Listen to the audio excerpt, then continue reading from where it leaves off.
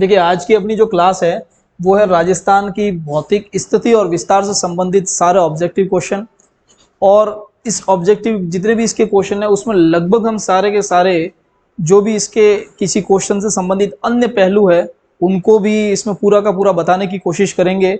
और आपकी इस क्लास से ये वाला टॉपिक आपका लगभग आप पूरा समझ भी सकोगे और इसके किस तरीके से क्वेश्चन पूछे जाते हैं उनके आंसर भी पता कर सकते हो।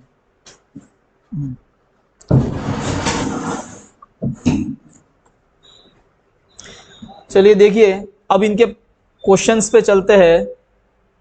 तो सबसे पहले तो क्वेश्चन से पहले आपके सामने एक ये राजस्थान का नक्शा है और इस राजस्थान के नक्शे से संबंधित मैं आपको कुछ जानकारी देना चाहता हूँ कि भाई राजस्थान की भौतिक स्थिति और विस्तार को समझने से पहले आप राजस्थान से जो भी मतलब राजस्थान के जिले हैं लगभग उन सारे जिलों के नाम और उनकी स्थिति आपको पता होनी चाहिए कि कौन सा जिला कहाँ पर है, उस जिले की स्थिति कैसी है, उस जिले की आकृति कैसी है, उस जिले के बारे में कोई विशेष संदर्भ में कुछ बातें हैं तो वो आपको पूरी की पूरी इसके बारे में पता होनी चाहिए। इसके लिए मैं अलग से आपके एक क्लास लेके आऊँगा जिसमें आपको पूरी की पूरी राजस्थान के नक्शे के जो 33 जिले हैं, जो संपूर्ण जिले हैं, उन जिलों को किस तरीके से याद रखा जाए वो आपको बताया जाएगा। और इन सारे के सारे जिलों के नाम और उनकी स्थिति आप आसानी से इसमें समझ सकते हो। इनके अगर क्वेश्चन पे चलते हैं तो देखिए क्वेश्चन नंबर 1 है यहाँ पर आपके राजस्थान का क्षेत्रफल वर्ग मील में। अक्सर क्या है राजस्थान के क्षेत्रफल के बारे में आपको पूछा जाता है तो राजस्थान का क्षेत्रफल दो प्रकार से आपको पता करना है। राजस्थान का क्षेत्रफल आपको वर्ग किलोमीटर में पता होना चाहिए, राजस्थान का क्षेत्रफल आपको वर्ग मील में भी पता होना चाहिए। तो अगर मैं इस क्वेश्चन से आपके दो डाटा क्लियर करवाने की कोशिश करूं तो सबसे पहले तो अगर राजस्थान का क्षेत्रफल आपको अगर वर्ग किलोमीटर में पूछा जाए तो इसकी एक शॉर्ट ट्रिक बताता हूं। वो शॉर्ट ट्रिक है चौथी बाई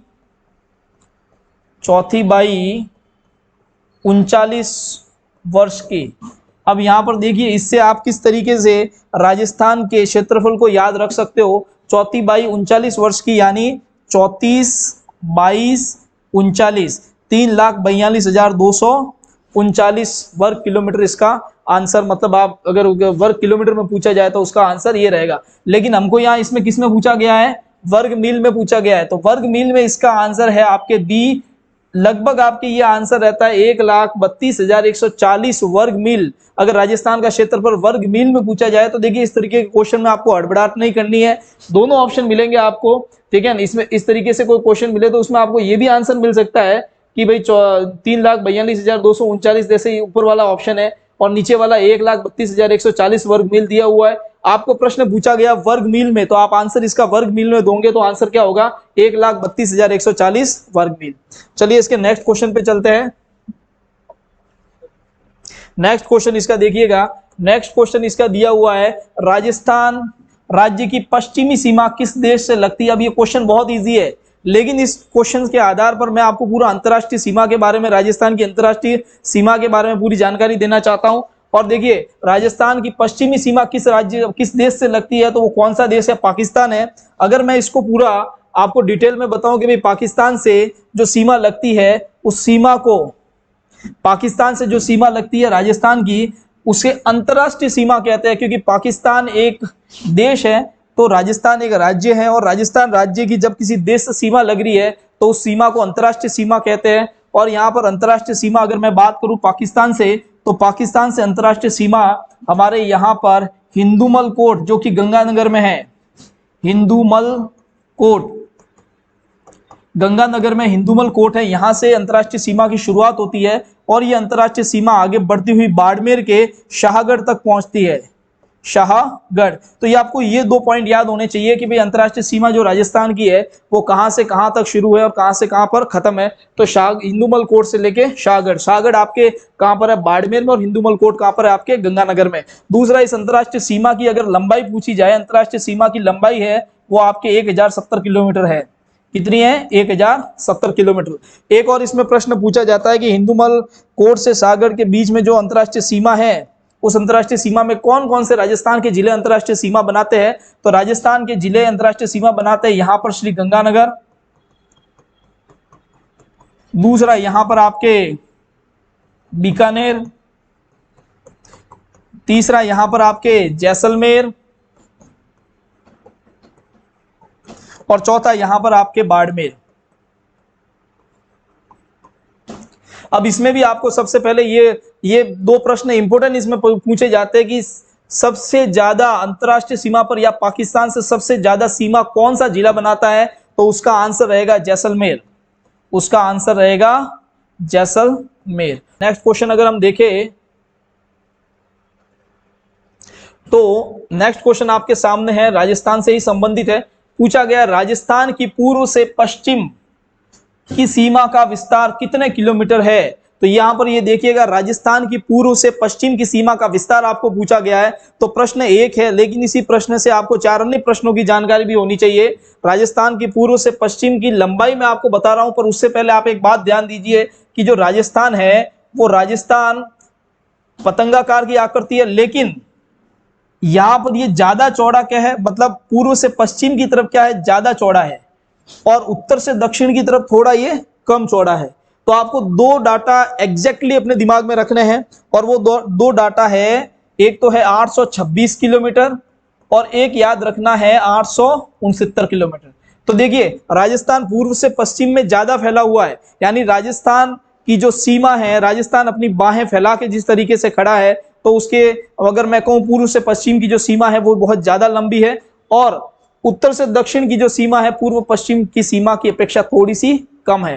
तो प्रश्न बनता है कि पूर्व से पश्चिम की इसकी सीमा कितनी है, तो 869 किलोमीटर इसकी पूर्व से पश्चिम की सीमा है। प्रश्न पूछा जाता है राजस्थान की उत्तर से दक्षिण की सीमा कितनी है, उत्तर से दक्षिण की सीमा के बजाय उत्तर से दक्षिण की लंबाई कितनी है ये पूछा जाए, तो उत्तर से दक्षिण की इसकी जो लंबाई है वो रहती है 826 किलोमीटर।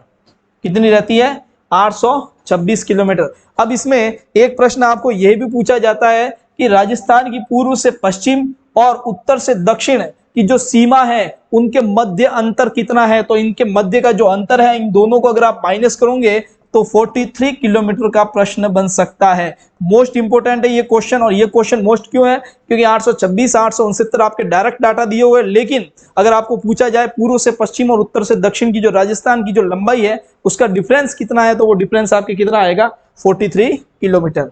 चलिए इसके आगे नेक्स्ट, अगर मैं इसी नक्शे में बात करूं तो देखिए यहां पर राजस्थान की पूर्व से पश्चिम, राजस्थान की पूर्व से पश्चिम की लंबाई की बात करता हूं 869 किलोमीटर है, और यहां पर ये जो 869 किलोमीटर है, तो पूर्व से पश्चिम की जो लंबाई मापी जाती है, तो राजस्थान का सबसे पूर्वी गांव भी आपको पता होना चाहिए जो कि धौलपुर में है। राजस्थान का सबसे पूर्वी गांव कहां पर है, धौलपुर में, और उस गांव का नाम है सिलाना गांव।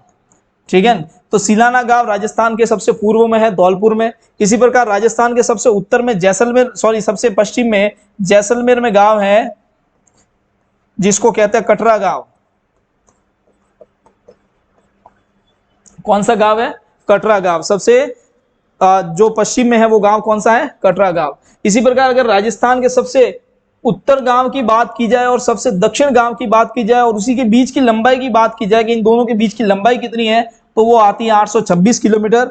और अगर इसमें कहा जाए सबसे उत्तर में गांव कौन सा है, तो सबसे उत्तर में इसका जो गांव है वो है कोणा गांव, और ये कोणा गांव जो है वो आपके श्री गंगानगर में है। कहां पर है साथियों, श्री गंगानगर में। अगर इसी की बात की जाए कि ये राजस्थान का सबसे दक्षिणतम जो गांव है वो कहां पर है, जो सबसे दक्षिणतम गांव है जो बांसवाड़ा में है, और बांसवाड़ा में जो सबसे दक्षिणतम गांव है वो है बोरकुंड गांव या बोरकुंडा गांव। ठीक है, तो इस प्रकार आपके इसमें एक ही प्रश्न से आपने इतना डाटा देख लिया, और वो डाटा कौन कौन सा है, राजस्थान का पूर्व से पश्चिम में विस्तार कितना है, राजस्थान का उत्तर से दक्षिण में विस्तार कितना है, राजस्थान के पूर्व में गांव कौन सा है, राजस्थान के पश्चिम में गांव कौन सा है, राजस्थान के उत्तर में गांव कौन सा है, और राजस्थान के दक्षिण में गांव कौन सा है। अब इसके आगे थोड़ा सा इनके अक्षांशों के बारे में भी अगर जानकारी हासिल करें तो इनके अक्षांशों के बारे में देखें तो जो अक्षांशों की स्थिति अगर देखें कि जो उत्तर से दक्षिण में राजस्थान जो फैला हुआ है, तो सबसे नीचे जो इसके अक्षांश रेखा है, सबसे नीचे जो अक्षांश रेखा है वो अक्षांश रेखा है आपके 23 डिग्री 3 मिनट।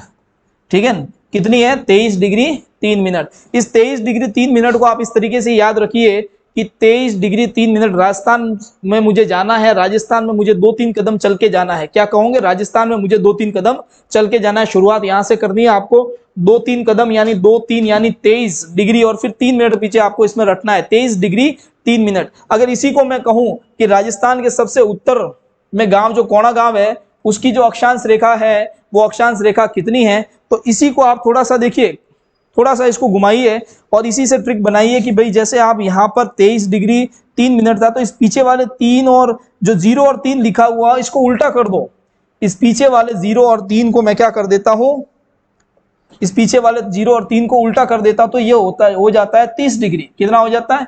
30 डिग्री। और 30 डिग्री 12 मिनट इसकी जो है वो उत्तरतम अक्षांश रेखा है। ठीक है। अब 30 डिग्री 12 मिनट आप इसको ऐसे भी याद रख सकते हो। देखो इस 30 डिग्री 12 मिनट में यहाँ पर आपके 2-3 था और यहाँ पर आपके 1-2-3 ये 3 अंक आ रहे हैं, उसमें आपने 0-3 को उल्टा किया, 30 हो गया और ये 30 डिग्री 12 मिनट। इसी राजस्थान के जो पूर्व और पश्चिम जो गांव है, अगर उनके देशांतर रेखाओं के बारे में पूछा जाए तो यहाँ पर मैं कहूंगा कि राजस्थान का जो सबसे पश्चिमी गांव है वो एक देशांतर रेखा पर है। इसी प्रकार राजस्थान का जो सबसे पूर्वी गांव है वो एक देशांतर रेखा पर है। और वो देशांतर रेखाएं कितनी है, अगर मैं इसको आपको बताऊं तो सबसे पहले आप राजस्थान के पश्चिमी गांव की देशांतर रेखा याद रखो, और वो देशांतर रेखा है आपके 69 डिग्री 30 मिनट। कितनी है? 69 डिग्री 30 मिनट। अब 69 डिग्री 30 मिनट है, इसी 69 डिग्री 30 मिनट से आपको इसकी जो दूसरी पूर्वी जो देशांतर रेखा है, ठीक है, वैसे तो ये दोनों ही देशांतर रेखा इसी तरीके से कही जाती है कि भाई 69 डिग्री 30 मिनट पूर्वी देशांतर। पूर्वी देशांतर इनको क्यों कहा जाता है?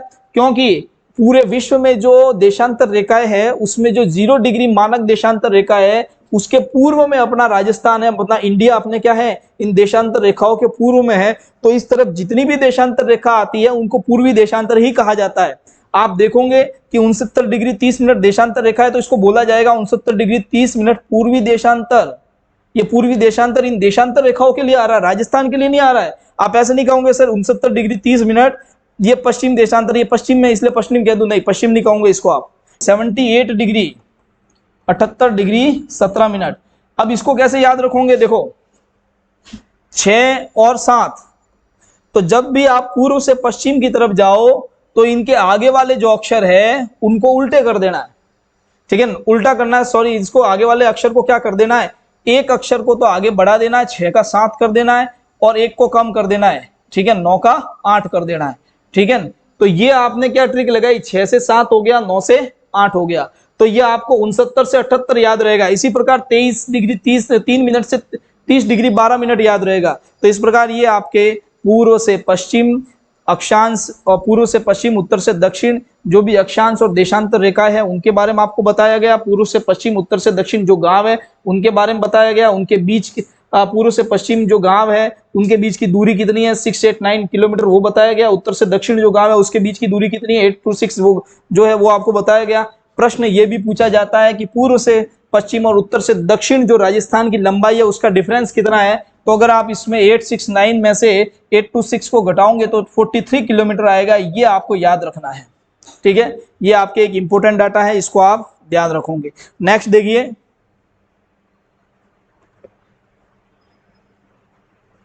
हाँ नेक्स्ट क्वेश्चन है, राजस्थान देश के किस भाग में स्थित है? बहुत अच्छा प्रश्न। राजस्थान देश के किस भाग में स्थित है?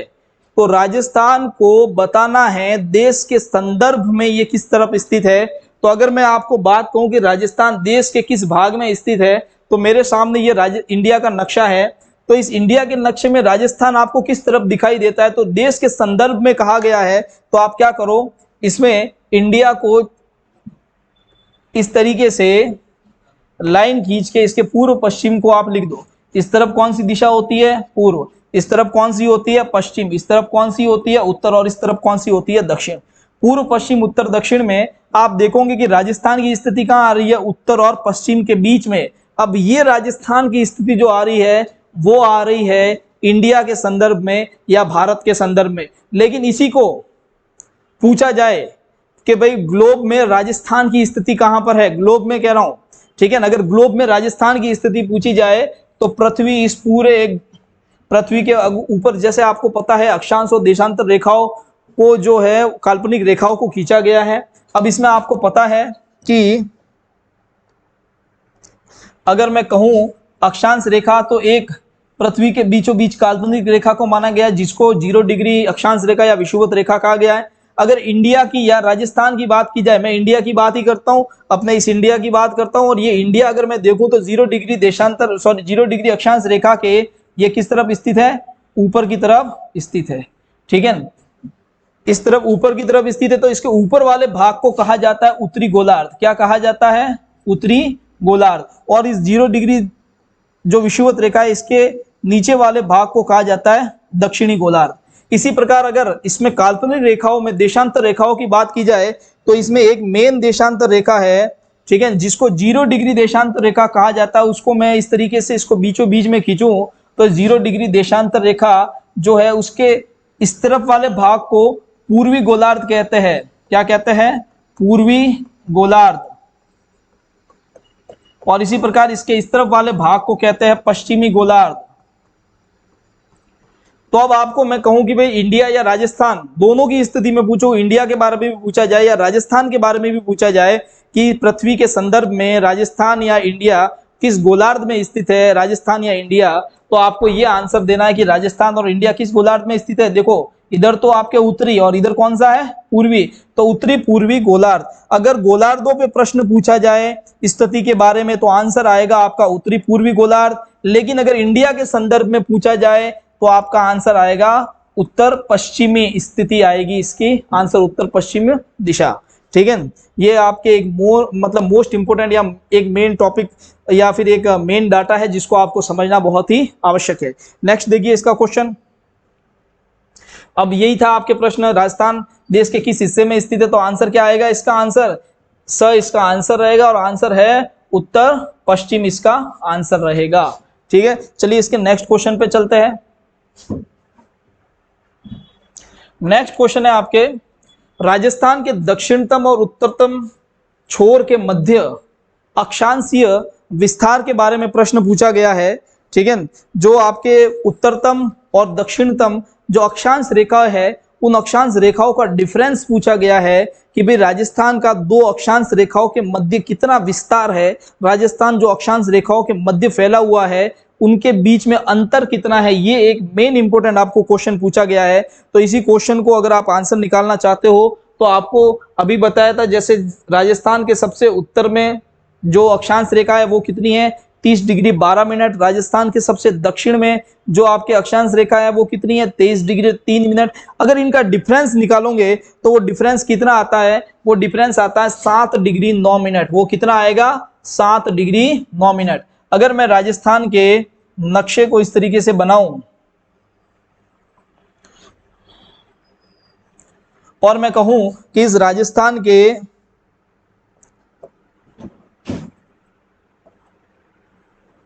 अक्षांशीय विस्तार को समझाइए, तो अक्षांशीय विस्तार मतलब राजस्थान इन दोनों अक्षांश रेखाओं के मध्य में फैला हुआ है, इनका डिफरेंस कितना है, कितनी अक्षांश रेखाओं के मध्य में राजस्थान विस्तृत है।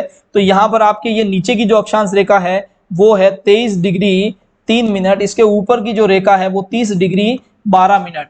अगर इन दोनों का डिफरेंस लेंगे तो वो आंसर आएगा 7 डिग्री 9 मिनट, ठीक है। इसी प्रकार एक प्रश्न ये भी पूछा जाता है कि राजस्थान का देशांतरीय विस्तार बताइए। इस तरफ जो देशांतर रेखा है और इस तरफ जो देशांतर रेखा है, इस तरफ कितनी थी देशांतर रेखा? अभी आपको बताया था, ठीक है, कितनी थी? 69 डिग्री 30 मिनट, 69 डिग्री 30 मिनट। और इस तरफ कितनी थी? 78 डिग्री 17 मिनट। अगर इनका डिफरेंस आपको पूछा जाए कि जो देशांतरीय रेखा है इन देशांतरीय रेखाओं का डिफरेंस कितना होगा, तो इन देशांतरीय रेखाओं का डिफरेंस जो है वो आपके आएगा, इन दोनों का डिफरेंस 8 डिग्री 47 मिनट। कितना रहेगा? 8 डिग्री 47 मिनट। अगर देशांतरीय विस्तार पूछा जाए तो आपके आंसर आएगा 8 डिग्री 47 मिनट, ठीक है। और अगर आपको अक्षांशीय विस्तार पूछा जाए राजस्थान का तो अक्षांशीय विस्तार इसका कितना आएगा? 7 डिग्री 9 मिनट। इसको कंठस्थ कर देना है आपको। ये देखिए राजस्थान के बारे में बेसिक जानकारी, बेसिक डाटा है, तो कम से कम ये इतना डाटा तो आपको पता होना ही चाहिए, ठीक है। चलिए इसके आगे नेक्स्ट क्वेश्चन पे चलते हैं। नेक्स्ट क्वेश्चन बहुत इजी, क्या लिखा हुआ, राजस्थान की पूर्व से पश्चिम में लंबाई कितनी है। ठीक है, शायद ये आगे आ रखा है, यही क्वेश्चन था पूर्व से पश्चिम वाला। ठीक है, तो पूर्व से पश्चिम वाला जो इसकी लंबाई है वो कितनी है आपके 869 किलोमीटर। ठीक है, चलिए इसके आगे अब प्रश्न आता है, राजस्थान का सबसे बड़ा दिन कौन सा रहता है। तो राजस्थान का सबसे बड़ा दिन कब रहेगा, यानी अब देखो दिन और रात बनना किस पे डिपेंड करता है, सूर्य पे। ठीक है, सूर्य की रोशनी जहां पर ज्यादा पड़ती है वहां पर दिन बड़ा होगा, जहां पर सूर्य की रोशनी कम पड़ती है वहां पर रात ज्यादा बड़ी होगी। ठीक है, तो इसका मतलब सूर्य ही डिपेंड करता है कि भाई कहां पर दिन बड़ा होगा और कहां पर छोटा होगा। अब मैं आपको इसके बारे में थोड़ी सी एक जानकारी दे दूं कि आप देखिए कि अगर मैं कहूं कि ये जैसे पृथ्वी है, ठीक है, और इधर मैं अगर आपको कहूं कि इस तरफ मैं आपके सूर्य बना देता हूं, तो सूर्य का जो प्रकाश है 0 डिग्री विषुवत रेखा पर तो हमेशा लंबवत पड़ता है, लेकिन आपको पता है कि जो पृथ्वी है सूर्य के चारों ओर जो गति है, पृथ्वी इस सूर्य के चारों ओर जो गति करती है, परिभ्रमण जो गति करती है, उस परिभ्रमण गति की वजह से क्या होता है, ऋतुएं बनती है। और ऋतुएं बनने का जो कारण है वो ये होता है कि भाई सूर्य इस पृथ्वी पर प्रकाश जो है अपना किसी समय तो उत्तरी गोलार्ध में ज्यादा देता है और किसी समय दक्षिणी गोलार्ध में ज्यादा देता है, और ये सारा का सारा डिपेंड करता है परिभ्रमण गति की वजह से। तो प्रश्न अक्सर पूछा जाता है ऋतुएं बनना किस पे डिपेंड करता है, तो ऋतुएं बनना डिपेंड करता है परिभ्रमण गति पर, और परिक्रमण गति यानी पृथ्वी अपने अक्ष पर ही गोल गोल घूम रही है। तो दिन रात बनना किस पे डिपेंड करता है, तो दिन रात बनना परिक्रमण गति की पर डिपेंड करती है। ठीक है, तो अब देखिए आप इसमें अगर मैं आपको सिंपल भाषा में कहूं तो पूरे वर्ष पर्यंत सूर्य जो है पूरे वर्ष पर्यंत अपनी जो रोशनी है या तो 23.5 डिग्री उत्तरी अक्षांश या 23.5 डिग्री दक्षिणी अक्षांश, इन दोनों के बीच में ही सूर्य की रोशनी लगभग पहुंचती है और दोनों के बीच में ही सूर्य का ताप जो है मुख्य रूप से पहुंचता है। पूरे वर्ष पर्यंत सूर्य देखियो, जब सूर्य की कंडीशन जब उत्तरायण होती है, जब सूर्य उत्तर की तरफ होता है तो सूर्य की लंबवत किरणें 23.5 डिग्री जो अक्षांश रेखा है जिसको कर्क रेखा कहते हैं उस पर पड़ती है, और उसके बाद सूर्य की रोशनी सूर्य यहाँ पर सीधा अपनी प्रकाश को पहुंचाता है, इससे आगे सूर्य ऊपर अब नहीं पहुंचता है। फिर उसके बाद धीरे धीरे सूर्य क्या होता है, नीचे की तरफ आना शुरू हो जाता है, और सूर्य जब कर्क रेखा पर सीधा चमकता है तो वो दिन होता है 21 जून का। वो दिन कौन सा होता है, 21 जून का। इसी प्रकार सूर्य जब देखो कि भाई वापस दक्षिणायन की स्थिति में होगा तो धीरे धीरे यह 0 डिग्री अक्षांश और उसके बाद वापस क्या है, दक्षिणी गोलार्ध की तरफ आ जाएगा। तो अब देखिए राजस्थान का संबंध है कर्क रेखा से। राजस्थान का किससे संबंध है, कर्क रेखा से। राजस्थान में कर्क रेखा है वो यहां से गुजरती है। राजस्थान में कर्क रेखा दक्षिण में 2 जिलों से गुजरती है, और वो 2 जिले कौन से हैं, एक तो है डूंगरपुर, एक तो है डूंगरपुर और दूसरा इसका जो जिला है वो है बांसवाड़ा। बांसवाड़ा। अब देखिए डूंगरपुर और बांसवाड़ा में से राजस्थान से कर्क रेखा गुजरती है, तो कर्क रेखा राजस्थान में गुजर रही है तो किसी न किसी दिन तो सूर्य की सीधी किरणें कर्क रेखा पर पड़ेगी, और वो दिन कौन सा है, 21 जून। और 21 जून को राजस्थान में सबसे बड़ा दिन होता है, कहां पर, लगभग यहां पर सबसे बड़ा दिन होता है। ठीक है, और सूर्य की सीधी किरणें सबसे ज्यादा कहां पर पहुंचती है, आपके डूंगरपुर और बांसवाड़ा। प्रश्न ये भी पूछा जाता है सूर्य की किरणें तिरछी सबसे ज्यादा कौन से जिले पर पहुंचती है, तो जब आपको पता है सूर्य की किरणें सीधी यहां पर पहुंच रही है तो तिरछी कहां पहुंचेगी, श्री गंगानगर। तो प्रश्न 2 पूछे जाते हैं, या तो ये पूछा जाता है कि सूर्य की सीधी किरणें कहां पर पहुंचती है सबसे ज्यादा राजस्थान में, तो बांसवाड़ा जिले में। सबसे कम कहां पहुंचती है तिरछी के मतलब सबसे तिरछी किरणें कहां पर पहुंचती है, तो गंगानगर में। ठीक है, अब यहां पर आपको 21 जून वाला आंसर है वो आपका सही है कि राजस्थान में सबसे बड़ा दिन कौन सी तारीख को होता है, 21 जून को। और इसी 21 जून को अंतर्राष्ट्रीय योग दिवस मनाया जाता है। इसी 21 जून को क्या मनाया जाता है, अंतर्राष्ट्रीय योग दिवस।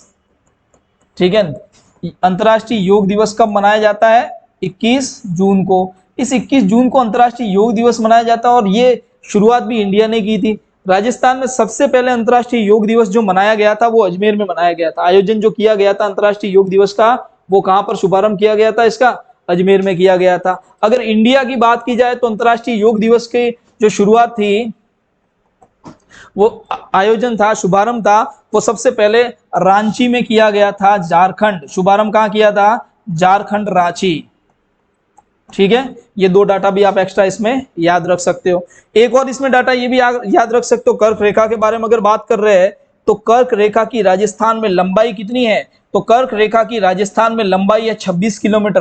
कितनी है? 26 किलोमीटर। और इसमें भी ये प्रश्न अक्सर पूछा जाता है कि राजस्थान में 26 किलोमीटर कर्क रेखा की लंबाई है, तो सबसे ज्यादा लंबाई कौन से जिले में है? तो अब देखो, दो जिले हैं, डूंगरपुर, बांसवाड़ा में। तो डूंगरपुर में से तो ये थोड़ी सी निकलती है, ज्यादा किस में निकलती है? बांसवाड़ा में। ठीक है, तो ज्यादा इसकी लंबाई किस में है? कर्क रेखा की ज्यादा लंबाई किस में है? बांसवाड़े में है। ठीक है, तो ये इसके इंपोर्टेंट कुछ क्वेश्चन बनते हैं, इनको हमको। राजस्थान में सबसे बड़ा दिन, जो इसका आंसर था, राजस्थान में सबसे बड़ा दिन, तो सबसे बड़ा दिन कौन सी तारीख को होता है? 21 जून को। और वो दिन कितना होता है? 13 घंटे और 27 मिनट का। ठीक है, तो ये भी आपको इसमें डाटा याद रखना है। ठीक है, तो इस एक क्वेश्चन से आपने कर्क रेखा से संबंधित जितने भी प्रश्न लगभग बन सकते थे वो सारे देखे। नेक्स्ट इसके क्वेश्चन पे चलते हैं। नेक्स्ट एक बहुत अच्छा सा क्वेश्चन है आपके सामने। क्वेश्चन दिया हुआ है, भारत के कुल भूभाग का कितने प्रतिशत क्षेत्र राजस्थान में है? यानी राजस्थान भारत के कुल कितने क्षेत्रफल को ऑक्यूपाई करता है? ठीक है, इंडिया का जो क्षेत्रफल है उसके कितने हिस्से में राजस्थान का क्षेत्रफल है?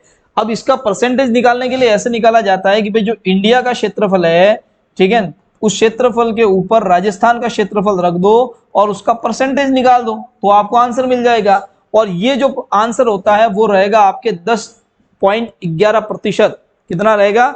10.11%। यानी पूरे इंडिया में अगर राजस्थान इंडिया के कितने हिस्से में अपना क्षेत्रफल देता है, यानी इंडिया के कितने हिस्से में अपना कंट्रीब्यूशन करता है राजस्थान क्षेत्रफल के आधार पर, तो वो कितना है? 10.1141%।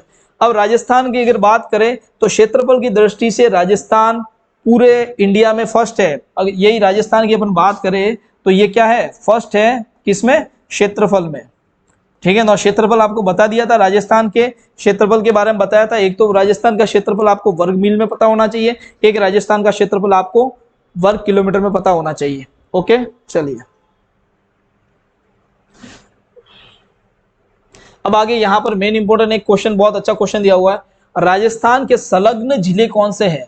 अब ये प्रश्न आपको तभी आप इसका आंसर निकाल सकते हो जब आपको पता हो कि राजस्थान के जिलों की जानकारी हो कि कौन कौन सा जिला कहां पर है, किससे वो सीमा बना रहा, किससे जुड़ा हुआ है। ठीक है, तो प्रश्न देखिए आपके, राजस्थान के संलग्न जिले। तो राजस्थान के संलग्न जिले अगर आपको पता करने हैं तो उससे पहले आप एक इसका डायग्राम भी देखिए। ठीक है, देखना क्या दिया हुआ सबसे पहले, सिरोही, बाड़मेर, जैसलमेर।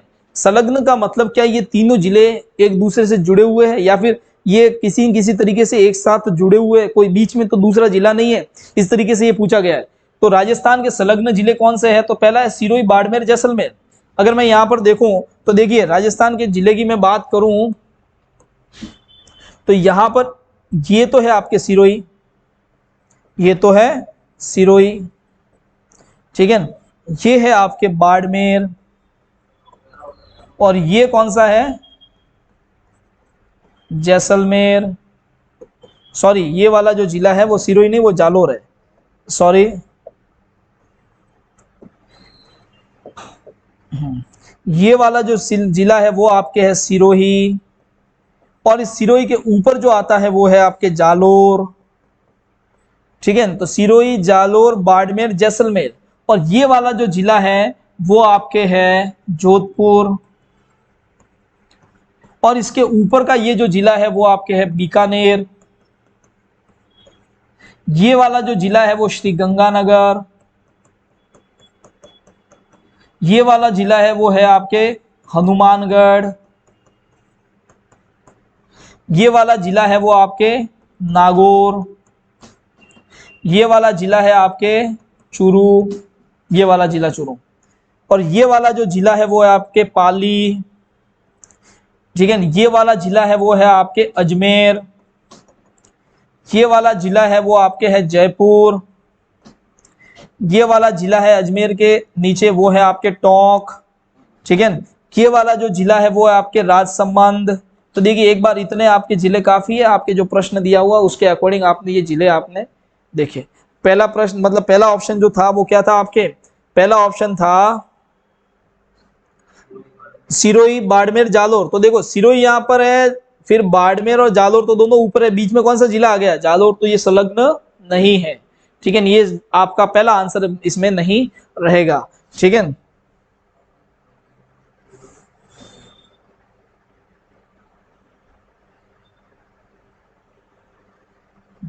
अब देखिए इसमें, इसमें क्या दिया हुआ है, दूसरा ऑप्शन सिरोही, पाली, नागौर, सिरोही, पाली, नागौर। तो यहां पर अगर आप देखोगे तो सिरोही, पाली, नागौर, तो सिरोही ये दिया हुआ है, उसके बाद पाली ये दिया हुआ, नागौर ये दिया हुआ, तीनों ही एक लाइन में है, तीनों ही एक लाइन में है, तो ये तीनों ही संलग्न जिले हैं। तो आपका आंसर क्या रहेगा, सिरोही, पाली, जालोर, बी ऑप्शन इसका सही है। अब देखो चूरू, झुंझुनू, जयपुर, अगर इन तीनों को देखते हैं, चूरू, झुंझुनू और जयपुर को देखते हैं, तो अगर आप देखो तो ये चूरू, ठीक है, ये आपके जयपुर, ठीक है, ये आपके सीकर यहाँ रहता है, ये वाला जो है ना वो सीकर है, और इसके ऊपर जो है ये झुंझुनू है। तो अगर आप देखोगे तो चूरू, झुंझुनू और उसके बीच में सीकर आ जाता है, जयपुर दूर रह जाता है, तो ये भी संलग्न जिले नहीं है। इसी प्रकार आपके आगे देखो लास्ट ऑप्शन झालावाड़, बूंदी और टोंक। तो झालावाड़, बूंदी और अगर टोंक को आपको देखना है तो देखिए ये तो है आपके सबसे नीचे वाला जो पोर्शन है जिले का, वो है आपके झालावाड़। कौन सा है, झालावाड़। ठीक है, दूसरा इसमें क्या कहा गया था, झालावाड़, बूंदी और टोंक। ठीक है, तो देखिए टोंक कहां पर है, ये टोंक ऊपर, बूंदी कहां पर है, ये वाला जो इस टोंक के नीचे है वो बूंदी है। ठीक है, तो टोंक मिल गया, बूंदी मिल गया, लेकिन बीच में क्या आ जाता है, कोटा आ जाता है, उसके बाद झालावाड़ आता है। इसका मतलब ये वाला ऑप्शन भी आपके नहीं है। ठीक है, चलिए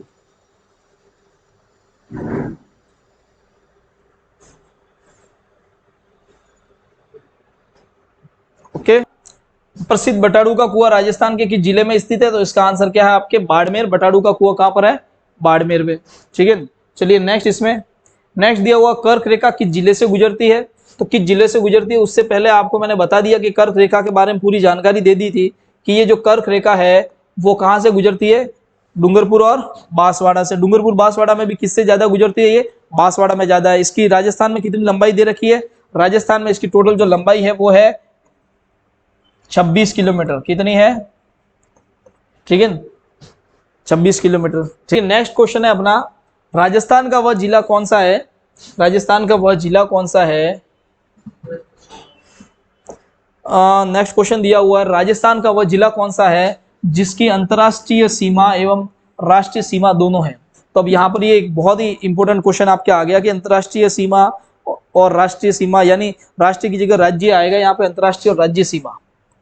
ऐसे कौन से जिले हैं जो अंतरराष्ट्रीय सीमा भी बनाते हैं और राज्य सीमा भी बनाते हैं। तो अगर इसको आपको समझना है तो सबसे पहले आप राजस्थान के इस नक्शे को देखिए, और इस नक्शे से आप अंतर्राज्यीय और राज्य सीमा दोनों को पूरा कंप्लीट करिए। ठीक है, अगर मैं बात करूं कि भाई राजस्थान की अंतर्राष्ट्रीय सीमा और अंतर्राज्यीय सीमा बनाने वाले कौन से जिले हैं, तो राजस्थान के ऐसे दो जिले हैं, एक तो है गंगानगर, श्री गंगानगर, ठीक है, दूसरा है आपके बाड़मेर। ये दो जिले ऐसे हैं, गंगानगर और बाड़मेर, ये दो जिले ऐसे हैं जो कि आपके अंतर्राष्ट्रीय सीमा भी बनाते हैं और अंतर्राज्यीय सीमा भी बनाते हैं। और राजस्थान के दो जिले ऐसों के बारे में पूछा जाए जो सिर्फ और सिर्फ अंतर्राष्ट्रीय सीमा बनाते हैं, तो उन दो जिलों के बारे में अगर मैं कहूं तो वो दोनों जिले हैं बीकानेर और दूसरा है जैसलमेर। ये बीकानेर और जैसलमेर दो जिले ऐसे हैं जो सिर्फ और सिर्फ अंतर्राष्ट्रीय सीमा बनाते हैं। अगर मैं बात करूं राजस्थान की टोटल स्थलीय सीमा, पूरी की पूरी स्थलीय सीमा की बात करूं, तो पूरी की पूरी स्थलीय सीमा कितने जिलों से लगते हैं, मतलब कितने जिले हैं राजस्थान की पूरी सीमा बनाते हैं, तो वो टोटल है 25 जिले बनाते हैं। टोटल राजस्थान की जो सीमा बनाते हैं वो स्थलीय जिले, कितने जिले हैं जो सीमा बनाते हैं, वो 25 जिले बनाते हैं। उस 25 जिलों में से 23 जिले तो ऐसे हैं जो अंतरराष्ट्रीय, इंटरनेशनल प्लस इंटर स्टेट, 23 तो ऐसे है जो इंटरनेशनल बॉर्डर और इंटर स्टेट बॉर्डर दोनों बनाते हैं। ठीक है, और उसमें से दो ऐसे हैं जो कि सिर्फ और सिर्फ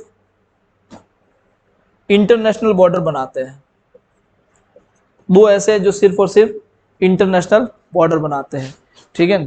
तो इसमें से दो, अब देखो एक बार जिले इसमें गिनते हैं, 1 2 3 4 5 6 7 8 9 10 11 12 13 14 15 16 और 16 के बाद ये आपके 17 18 19 20 21 22 23 24 और 25, ठीक है। तो 25 जिले इसकी टोटल बॉर्डर बनाते हैं। उस 25 में से 23 जो है वो आपके इंटरनेशनल, ठीक है, या इंटर स्टेट दोनों बॉर्डर बनाते हैं। दो ऐसे जो ओनली फॉर इंटरनेशनल बॉर्डर बनाते हैं। और इसमें भी दो ऐसे जिलों के बारे में भी पूछा जाता है कि ऐसे दो जिले कौन से हैं जो अंतर्राष्ट्रीय सीमा भी बनाते हैं और अंतर्राज्यीय सीमा भी बनाते हैं। तो ये दो जिले कौन से, श्री गंगानगर, और दूसरा कौन सा है आपके बाड़मेर। अगर यहां से बात करूं तो इसके आगे इंडिया की बॉर्डर शुरू हो जाती है, और इंडिया की बॉर्डर में इधर क्या है, पंजाब, क्या है, पंजाब। और ये जो गंगानगर है एक तरफ तो आपके पाकिस्तान से जुड़ा हुआ है और एक तरफ ये आपके पंजाब से जुड़ा हुआ है। तो ये अंतर्राज्यीय सीमा भी बनाता है और अंतर्राष्ट्रीय सीमा भी बनाता है। इसी प्रकार इसकी बात करें तो ये कौन सा है आपके बाड़मेर। बाड़मेर इस तरफ पाकिस्तान से जुड़ा हुआ है और इस तरफ आपके ये गुजरात से जुड़ा हुआ है, ठीक है। तो गुजरात से अंतर्राज्यीय सीमा बनाता है, पाकिस्तान से अंतर्राष्ट्रीय सीमा बनाता है, ठीक है। ये इस तरीके से पूरा का पूरा आपको इसमें डाटा दिया हुआ है। इस डाटा को मैंने आपको समझाया है। अब इसी को अगर मैं थोड़ा सा देखिए, ये प्रश्न था कि जिसकी अंतर्राष्ट्रीय एवं अंतर्राज्यीय सीमा दोनों है, राज्य सीमा भी बनाता है और अंतर्राष्ट्रीय सीमा दोनों बनाता है, ठीक है। तो आप इसमें देखो भीलवाड़ा तो नहीं है, ठीक है। दो जिले ऐसे जो इंटर स्टेट और मतलब इंटरनेशनल दोनों बॉर्डर बनाते हैं, वो कौन से, गंगानगर और बाड़मेर, ठीक है। तो आपको इसमें आंसर क्या मिल जाएगा, बाड़मेर। अगर जैसलमेर की बात करूं तो वो क्या है, वो ओनली फॉर इंटरनेशनल बॉर्डर बनाता है, या सिर्फ और सिर्फ क्या बनाता है, इंटरनेशनल बॉर्डर बनाता है, ठीक है। अगर इसी तरीके से बीकानेर की बात की जाए तो ये भी क्या है, सिर्फ और सिर्फ इंटरनेशनल बॉर्डर बनाता है। अगर भीलवाड़ा की बात की जाए तो भीलवाड़ा का क्या है, ये सिर्फ और सिर्फ इंटर स्टेट बॉर्डर बनाता है, ठीक है, सिर्फ अंतर्राज्यीय सीमा बनाता है, ठीक है। तो अब इनकी सीमाओं के बारे में पूरी की पूरी अपन जानकारी हासिल करते हैं। चलिए देखिए, अब इसके इंटरनेशनल पूरी की पूरी इस राजस्थान के जो जिले हैं उसकी जो सीमा है उस सीमाओं के बारे में पूरी जानकारी हासिल करते हैं। उस सीमा के बारे में अगर इसकी जानकारी अपन हासिल करें तो उसका अगर पूरी डिटेल में आपको बताऊं तो अगर राजस्थान के जो संपूर्ण स्थलीय सीमा है, एक बिंदु से आप चलना शुरू करो और उसी बिंदु पर घूमकर वापस आ जाओ, तो राजस्थान की जो संपूर्ण स्थलीय सीमा है, संपूर्ण, 1 मिनट,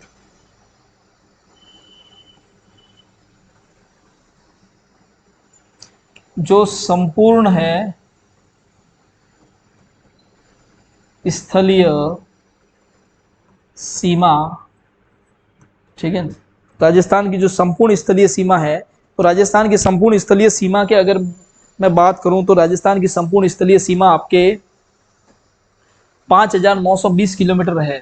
कितनी है, 5,920 किलोमीटर है। इसमें से अगर इंटरनेशनल बॉर्डर की बात की जाए, इसमें से अगर अंतर्राष्ट्रीय सीमा की बात की जाए तो वो आपके है अंतर्राष्ट्रीय सीमा। और दूसरी एक मैं सीमा की बात करूं, अंतर्राज्यीय सीमा, अंतर्राज्यीय ये सीमा की बात करूं तो ये अंतर्राष्ट्रीय और अंतर्राज्यीय जो सीमा है वो रहेगी आपकी, अंतर्राष्ट्रीय सीमा तो है 1,070 किलोमीटर, और 5,920 में से 1,070 किलोमीटर को आप घटाओगे तो वो आएगा 4,850 किलोमीटर, 4,850 किलोमीटर, ठीक है। अब अगर इसके संपूर्ण स्थलीय सीमा की अपन जानकारी हासिल करें तो जो अंतर्राष्ट्रीय सीमा है, अंतर्राष्ट्रीय सीमा मैंने आपको बताया था, राजस्थान की अंतर्राष्ट्रीय सीमा कहाँ से शुरू होती है, हिंदूमल कोट से। कहाँ से शुरू होती है, हिंदूमल कोट से शुरू होती है। और यह अंतर्राष्ट्रीय सीमा कहाँ पर खत्म होती है, शाहगढ़ बाड़मेर में, शाहगढ़ बाड़मेर में यह खत्म होती है, ठीक है। हिंदूमल कोट से शुरू होती है और शाहगढ़ बाड़मेर में यह खत्म होती है। अगर इसमें बात की जाए तो सबसे बड़ी जो सीमा है, यानी जो अंतर्राष्ट्रीय सीमा सबसे ज्यादा कौन सा जिला बनाता है, तो सबसे ज्यादा अंतर्राष्ट्रीय सीमा बनाने वाला जिला जो राजस्थान का है वो है आपके जैसलमेर, और ये सीमा बनाता है 464 किलोमीटर, 464 किलोमीटर, यानी नंबर 1 पर आपके अगर अंतर्राष्ट्रीय सीमा राजस्थान की जो बनाने वाला जिला है वो कौन सा है, जैसलमेर किलोमीटर। तो अगर अंतर्राष्ट्रीय सीमा की बात करें तो अंतर्राष्ट्रीय सीमा इंडिया सॉरी राजस्थान और पाकिस्तान के बीच में अंतर्राष्ट्रीय सीमा बनती है 1070 किलोमीटर। उस 1070 किलोमीटर में राजस्थान के 4 जिले अंतर्राष्ट्रीय सीमा बनाते हैं। कौन कौन से हैं? श्रीगंगानगर, ठीक है, बीकानेर, जैसलमेर और बाड़मेर। और उसमें से सबसे ज्यादा सीमा जो बनाता है नंबर 1 पे है जैसलमेर 464 किलोमीटर। सेकंड नंबर पे जो है वो है आपके बाड़मेर 228 किलोमीटर। तीसरे नंबर पे है आपके वो श्रीगंगानगर, ठीक है। और श्रीगंगानगर जो सीमा बनाता है वो है आपके 210 किलोमीटर, श्रीगंगानगर। इसी प्रकार सबसे कम सीमा बनाता है वो बीकानेर 168 किलोमीटर। अब बात की जाती है राजस्थान के ऐसे दो कौन से जिले हैं जो अंतर्राष्ट्रीय सीमा भी बनाते हैं, अंतर्राज्यीय सीमा भी बनाते हैं, तो वो है आपके एक तो श्रीगंगानगर और एक बाड़मेर। अब उसके आगे बात की जाती है कि राजस्थान के ऐसे जिले जो अंतर्राज्यीय सीमा बनाते हैं, तो अंतर्राज्यीय सीमा बनाने वाले जिले यहाँ से शुरू होते हैं आपके। देखो वैसे तो गंगानगर भी अंतर्राज्यीय सीमा बनाता है और बाड़मेर भी अंतर्राज्यीय सीमा बनाता है, ठीक है। तो अंतर्राज्यीय सीमा बनाने वाले जिले शुरू हो जाते हैं गंगानगर से लेके आप जैसे ही घड़ी की दिशा में क्लॉकवाइज चलोगे और वापस स्टेट बाड़मेर तक आओगे तो जितने भी जिले बॉर्डर पे है वो सारे के सारे अंतर्राज्यीय सीमा बनाते हैं। और इनमें गंगानगर और बाड़मेर जो है वो अंतर्राज्यीय सीमा और अंतर्राष्ट्रीय सीमा दोनों बनाते हैं। अब प्रश्न ये पूछा जाता है कि भाई कौन कौन से राज्यों से राजस्थान की अंतर्राज्यीय सीमा बनती है। तो सबसे पहले मैं बात करूं तो सबसे पहले यहां पर आप देखोगे तो यहां से हिंदुमल कोट से आगे से पंजाब शुरू हो जाता है। क्या शुरू होता है? पंजाब, ठीक है। और पंजाब जो है वो आपके यहाँ पर हनुमानगढ़, ठीक है, हनुमानगढ़ तक फैला हुआ है। हनुमानगढ़ तक पंजाब की सीमा टच है। तो मैं यहाँ पर कुछ ऐसे जिलों को यहाँ पर अंडरलाइन करूंगा जो कि मेन इंपॉर्टेंट जिले हैं जो कि दो राज्यों से सीमा बनाते हैं। तो पहले ये आप प्रश्न याद रखिए कि राजस्थान के ऐसे कौन से जिले हैं जो दो राज्यों से सीमा बनाते हैं, ठीक है। उसके बाद कौन कौन से राज्यों से सीमा बनाते हैं उसको भी हम देख लेंगे, ठीक है। तो ऐसे कौन कौन से जिले अगर हम उनकी बात करें तो सबसे पहले मैं बात करूंगा गंगानगर की। इस गंगानगर को मैं इस रेड लाइन से कर देता हूं। इसी प्रकार आगे अगर आप चलोगे तो आप देखोगे यहाँ पर भरतपुर, भरतपुर को आप इस तरीके से रेड लाइन से मैंने कर दिया है। इसके अगर आगे आप चलोगे तो मैं देखूंगा कि भाई यहाँ पर धौलपुर, इसको मैं इस तरीके से रेड लाइन से कर देता हूँ। इसी प्रकार जस्ट आप आगे चलोगे तो यहाँ पर बांसवाड़ा, इसको मैं यहाँ पर रेड लाइन से कर देता हूँ, ठीक है।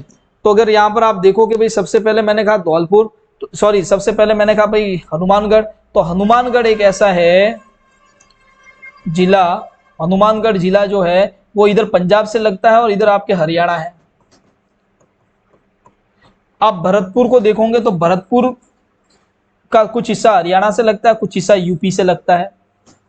इसी प्रकार धौलपुर को देखोगे तो कुछ हिस्सा यूपी से लगता है, कुछ हिस्सा मध्य प्रदेश से लगता है। इसी के आगे ये मध्य प्रदेश पूरी इतनी लंबी सीमा बनाता है। वापस आप बांसवाड़ा पे जाओगे तो इसकी कुछ सीमा गुजरात से लगती है और बांसवाड़ा की कुछ सीमा एमपी से लगती है। तो प्रश्न पूछा जाता है कि राजस्थान के ऐसे कौन कौन से जिले हैं दो राज्यों से सीमा बनाते हैं। तो हनुमानगढ़, भरतपुर, धौलपुर और बांसवाड़ा दो राज्यों से सीमा बनाते हैं। अब इसमें यह प्रश्न पूछा जाता है कि सबसे ज्यादा अंतरराज्य सीमा, सबसे ज्यादा अंतरराज्य सीमा कौन बनाता है, सबसे ज्यादा इंटर स्टेट सीमा कौन बनाता है। तो सबसे ज्यादा इंटर स्टेट जो सीमा बनाता है वो एमपी से बनाता है हमारे, ठीक है। सबसे ज्यादा अंतरराज्य सीमा कौन सा राज्य बनाता है तो वो कौन बनाता है? एमपी बनाता है। राजस्थान की सबसे ज्यादा अंतरराज्य सीमा किससे लगती है? मध्य प्रदेश से। नंबर 1 पे कौन है? मध्य प्रदेश। राजस्थान की सबसे कम सीमा किससे लगती है? सबसे कम सीमा लगती है पंजाब से। ये आपके अंतिम है। तो अंतरराज्य सीमा में सबसे कम कौन है?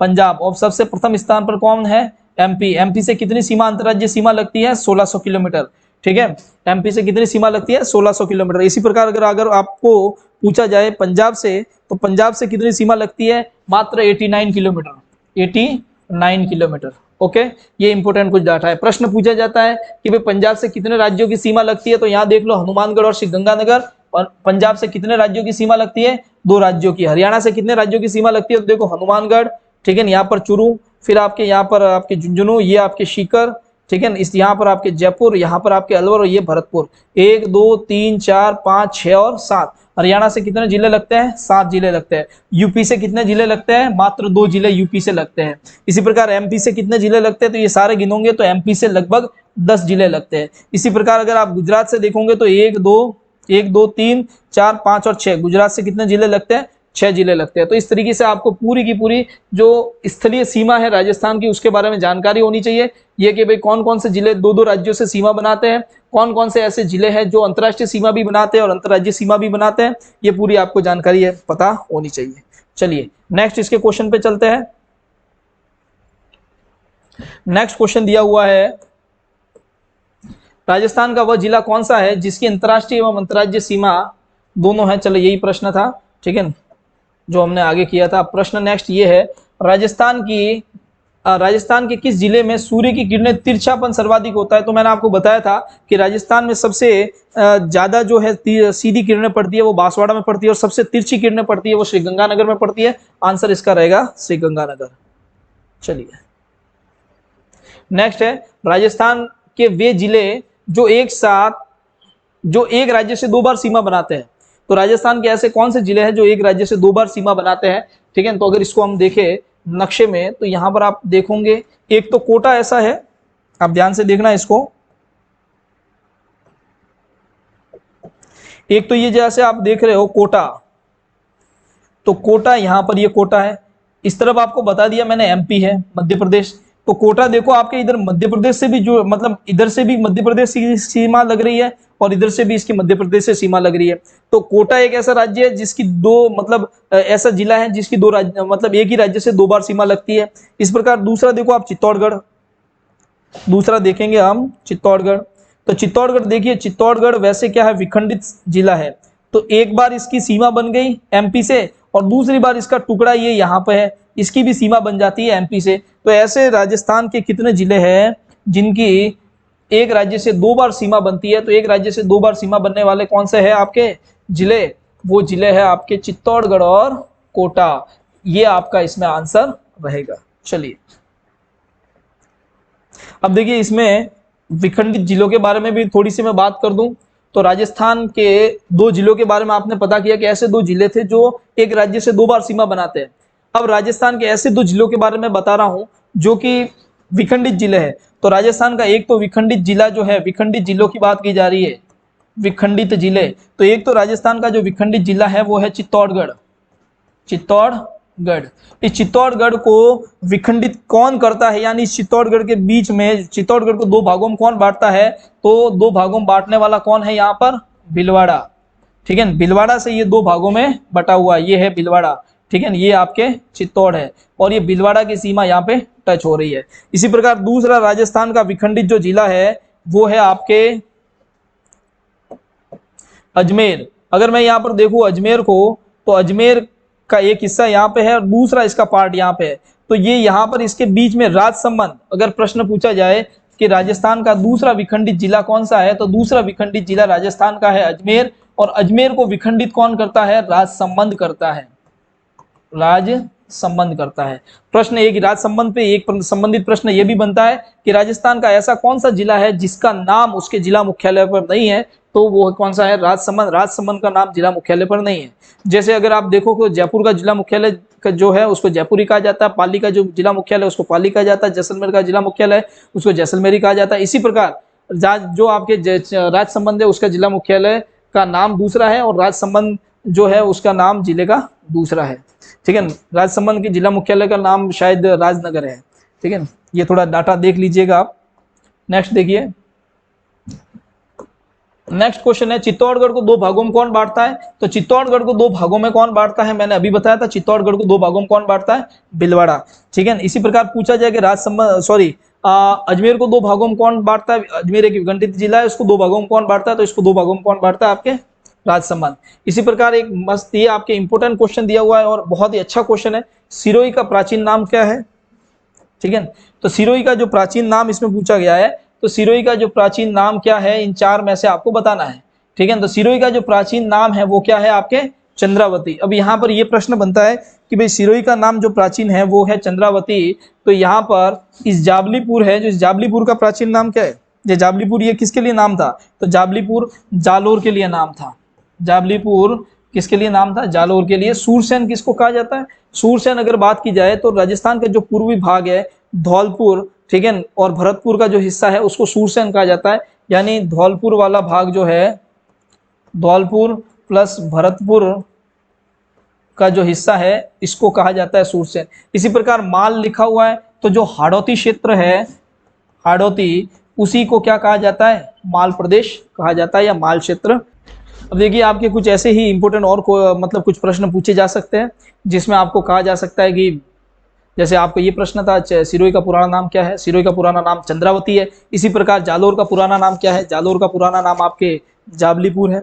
ठीक है, इसी प्रकार आपको ये पूछा जाए कि जांगल प्रदेश क्या है, तो जांगल प्रदेश जो है, जो ये बीकानेर वाला पोर्शन है और ये बीकानेर के जो जोधपुर का जो उत्तरी भाग है और इस बीकानेर वाले जो हिस्से है इसको जांगल प्रदेश कहा जाता है। इसको क्या कहा जाता है, जांगल प्रदेश कहा जाता है। तो ये याद रखिएगा कि जो जांगल प्रदेश है वो किसके लिए नाम है, जांगल प्रदेश आपके जोधपुर का उत्तरी हिस्सा और जो बीकानेर है उस बीकानेर को क्या कहा गया है, बीकानेर और जोधपुर के उत्तरी हिस्से को मिलाकर जांगल प्रदेश बनता है। इसी प्रकार यहाँ पर बात की जाए, अगर मैं आपको कहूँ नेक्स्ट कि भाई चंद्रावती, तो चंद्रावती आपके सिरोही के लिए है। जालोर के लिए कौन सा नाम है, जाबलीपुर। अगर बात की जाए मेवाड़, तो मेवाड़ क्षेत्र किसके लिए कहा जाता है, तो मेवाड़ क्षेत्र, बताइए आप मेवाड़ क्षेत्र किसके लिए, आपको पता ही होगा मेवाड़ क्षेत्र किसके लिए। मेवाड़ क्षेत्र जो है वो आपके उदयपुर, चित्तौड़गढ़, ठीक है, राजसमंद, इस पूरे वाले जो हिस्सा है उसको, ठीक है, मेवाड़ क्षेत्र कहा गया है। ये आपके देखिए जैसे उदयपुर, ये आपके राजसमंद, ठीक है, ये चित्तौड़गढ़, ठीक है, और ये भीलवाड़ा का कुछ हिस्सा भी इसमें शामिल है। ठीक है, इनको कहा गया मेवाड़ क्षेत्र। क्या कहा गया है, मेवाड़ क्षेत्र। तो मेवाड़ के बारे में अगर पूछा जाए तो मेवाड़ क्षेत्र में कौन कौन से आते हैं, मेवाड़ क्षेत्र में आपके कौन कौन से आ जाएंगे, मेवाड़ में आपके चित्तौड़गढ़, उदयपुर, राजसमंद और भीलवाड़ा का कुछ हिस्सा है वो आपके मेवाड़ क्षेत्र में आएगा। इसी प्रकार अगर आपको बांगड़ प्रदेश या वागड़ प्रदेश पूछा जाए तो 3 जिलों को अगर कहे तो वो वागड़ प्रदेश के नाम से फेमस है। ठीक है, ये आपके प्रतापगढ़, डूंगरपुर और बांसवाड़ा। प्रतापगढ़, डूंगरपुर, बांसवाड़ा का ये जो हिस्सा है उसको वागड़ क्षेत्र कहा जाता है या वागड़ प्रदेश कहा जाता है। ठीक है, कौन क्या कहा जाता है, वागड़ प्रदेश कहा जाता है। अब इसी वागड़ प्रदेश में, ठीक है, ये आपके जो उदयपुर और डूंगरपुर का जो हिस्सा है, ये जो हिस्सा है आपके डूंगरपुर और बांसवाड़ा का कुछ हिस्सा है, इसको मेवल क्षेत्र भी कहा जाता है। क्या कहा जाता है, मेवल क्षेत्र भी कहा जाता है।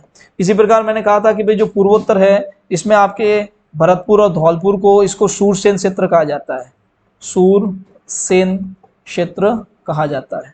ठीक है, तो सूरसेन क्षेत्र इसको किसको कहा गया, आपके भरतपुर और धौलपुर को। ठीक है, ये सबसे पूर्वी भाग है। ठीक है, इसी के आगे अगर पूछा जाए कि भाई ढूंढाड़ क्षेत्र किसका नाम है, तो ढूंढाड़ क्षेत्र आपके जयपुर, दौसा और टोंक को, ये जयपुर, ये दौसा और ये आप जयपुर, ये दौसा और ये टोंक, इन तीनों को मिला के ढूंढाड़ क्षेत्र कहा गया है। क्या कहा गया है, ढूंढाड़ क्षेत्र या ढूंढाड़ प्रदेश। अब अगर बात की जाए सीकर, चुरू, झुंझुनू, ठीक है, तो ये आपके झुंझुनू, ये आपके चुरू और ये आपके सीकर, इसको शेखावटी क्षेत्र कहा गया है।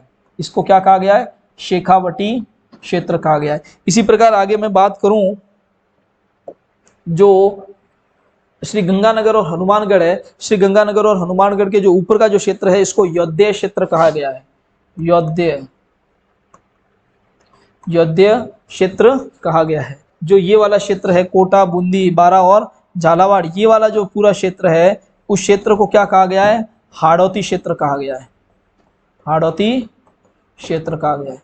अलवर का जो ऊपर वाला हिस्सा है उसको कुरु प्रदेश कहा गया है। कुरु प्रदेश, जो अलवर का ऊपर वाला हिस्सा है इसको क्या कहा गया है, कुरु प्रदेश कहा गया है। ठीक है, तो ये सारे जो बातें हैं वो आपको याद होनी चाहिए, पता होनी चाहिए। तो ये बेसिक बात है, बेसिक राजस्थान, आप राजस्थान का ज्योग्राफी सीखने जा रहे हो तो आपके इसके क्वेश्चन के साथ साथ ही अगर कुछ डाटा आप सीख लो तो ऐसे भी आपका टॉपिक ये कंप्लीट हो सकता है। ठीक है, अब देखिए जो अहिछत्रपुर है, अहिछत्रपुर आपके नागौर से संबंधित है। अहिछत्रपुर किसको कहा गया है, अहिछत्रपुर। तो अहिछत्रपुर जो था वो नागौर से संबंधित है। नागौर से संबंधित आपके जो शब्द है वो क्या है, अहिछत्रपुर। ठीक है, चलिए इसके आगे देखिए इंपॉर्टेंट कुछ दूसरे क्वेश्चन देखते हैं। ये बातें आपको लगभग पता होनी चाहिए। नेक्स्ट क्वेश्चन देखते हैं, सर्वाधिक जिलों से सीमा बनाने वाला राजस्थान का जिला कौन सा है। तो सर्वाधिक जिलों से सीमा बनाने वाला, ठीक है, राजस्थान का जिला कौन सा है, ठीक है, सर्वाधिक जिलों के साथ सीमा बनाने वाला राजस्थान का जिला कौन सा है। हाँ देखिए नेक्स्ट क्वेश्चन है आपके, सर्वाधिक जिलों के साथ सीमा बनाने वाला राजस्थान का जिला कौन सा है। तो सर्वाधिक जिलों से सीमा कौन बनाता है, आपके पाली बनाता है। और ये पाली किस किस से सीमा बनाता है, अगर आप इसको देखोगे, ठीक है, तो यहाँ पर अगर मैं पाली के बारे में थोड़ी सी आपको जानकारी दूं तो ये प्रश्न पहले भी कई बार एग्जाम में आ चुका है कि जो पाली है सर्वाधिक कितने जिलों से सीमा बनाता है। तो पाली आपके सर्वाधिक 8 जिलों से सीमा बनाता है। अगर आप यहाँ देखोगे तो पाली से अगर आपको सिरोही की तरफ जाना है, मतलब आप राजस्थान के माउंट आबू यानी राजस्थान का शिमला आप जानते हो कौन सा है, माउंट आबू है। अगर माउंट आबू घूमना चाहते हो तो सिरोही आना पड़ेगा, और सिरोही आने से पहले आपको पाली पहुंचना पड़ेगा। यानी पाली और पाली के बाद क्या है, पाली से आप सिरोही जा सकते हो। पाली से आप अगर जालोर की तरफ जाना चाहते हो तो जालोर की तरफ भी रास्ता है। पाली से बाड़मेर की कुछ सीमा टच होती है तो पाली बाड़मेर से भी, पाली की कनेक्टिविटी बाड़मेर से भी है। और पाली और जोधपुर ये दोनों ही बहुत एक लंबी अपनी सीमा है वो साझा करते हैं, तो जोधपुर से तो आप वाकिफ ही हो। इसी प्रकार अगर आप देखोगे तो पाली आगे किस तरफ नागौर से भी टच है, आगे देखोगे तो ये अजमेर से भी टच है, इस तरफ देखोगे तो ये राजसमंद से भी टच है। और पाली से अगर आपको उदयपुर की तरफ जाना है, ठीक है, उदयपुर जो जिलों की नगरी है अगर उसको देखने जाना है तो भी आप पाली से जा सकते हो। यानी पाली से आप कहाँ कहाँ पर जा सकते हो, ये सारे जिले हैं, ठीक है, सिरोही है, जालोर है, बाड़मेर है, जोधपुर है, नागौर है, अजमेर है, ठीक है। उसके बाद आप देखोगे तो यहाँ पर ये राजसमंद और यहाँ पर ये आपके उदयपुर। तो ये टोटल कितने जिले, 8 जिलों से सीमा बनाता है, सर्वाधिक 8 जिलों से सीमा बनाता है। और अक्सर ये भी प्रश्न पूछा जाता है कि पाली निम्न में से कौन से जिले से सीमा नहीं बनाता है।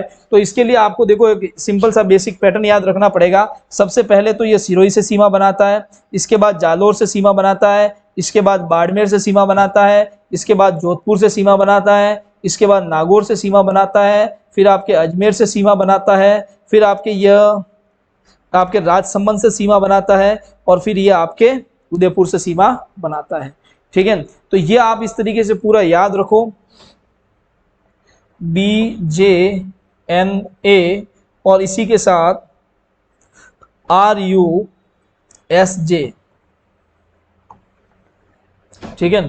तो BJNA इसको रट लो, BJNA RUSJ, BJNA RU, ठीक है, RUSJ, ठीक है। बीजे, तो बीजे का मतलब आप यहां से शुरू करो, बाड़मेर, जोधपुर, नागौर, अजमेर। उसके बाद वापस अगर आप देखोगे तो ये आपके कौन सा है, आर से आपके राजसमंद, उदयपुर, एस से आपके सिरोही, और फिर ये आपके जालोर, ठीक है। तो इस प्रकार ये आपके 8 जिलों के नाम याद होने चाहिए, और इसी के साथ कौन कौन से जिलों से सीमा बना रहे वो पता होनी चाहिए। और 8 जिले हैं सबसे ज्यादा ये सीमा बनाता है।